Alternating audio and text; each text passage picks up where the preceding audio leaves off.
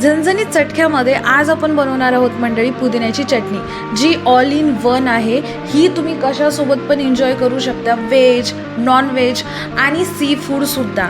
मला सर्वात जास्त ही चटणी चिकन तंदुरी सोबत खूप आवडती मंडळी। तर चला बनवूया मंडळी पुदिन्याची चटणी। सर्वप्रथम एक मिक्सरचं भांडं घ्या, त्यामध्ये पुदिना टाका, हिरव्या मिरच्या, काही लसणाच्या पाकळ्या, कोथिंबीर, डाळवा, साखर, मीठ आणि लिंबूचा रस। त्यानंतर आपल्याला याच्यामध्ये टाकायचे पाणी, पण पाण्याचं प्रमाण असा घ्या की ज्यामध्ये चटणी जास्त पातळ पण नाही झाली पाहिजे, जास्त घट्ट पण नाही झाली पाहिजे। आता बस मिक्सरमध्ये चांगल्याला एकत्र बारीक करून घ्या। आपली पुदिन्याची चटणी रेडी आहे मंडळी। आता मंडळी याला कोणताच तडका बिडका द्यायची गरज नाही आहे, तुम्ही अशीच चटणी एन्जॉय करू शकता। वडापावची पण चटणी रेडी झालेली आहे आपली, मिरची भज्याची पण, डोस्याची पण, chicken tandoori, non veg, veg, sea food जे तुम्हाला वाटेल त्याच्यासोबत तुम्ही चटणी खाऊ शकता।